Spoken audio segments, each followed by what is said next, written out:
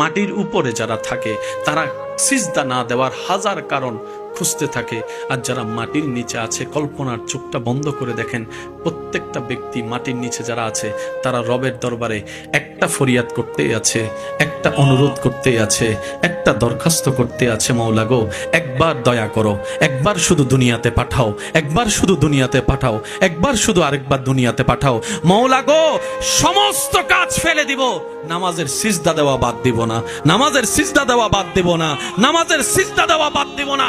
মাটির উপরে যারা তারা সিজদা না দেওয়ার কারণ খুঁজে, মাটির নিচে যারা আছে তারা সিজদা দেওয়ার জন্য অনুরোধ করতে থাকে, আকুতি করতে থাকে, ফরিয়াদ করতে থাকে। সেজন্য বলা হয় বুদ্ধিমান তারা যারা কবরের জগতের প্রস্তুতিকে সামনে রেখে দুনিয়ার কদম হাঁটতে থাকে, তাদের জন্য দুনিয়াটাও নিয়ামত হয়, আখেরাতটাও সুন্দর হয়। কিভাবে? ফিদ দুনিয়া হাসানাতাও ওয়া ফিল আখিরাতে হাসানা। চিৎকার দিয়ে বলেন সুবহান।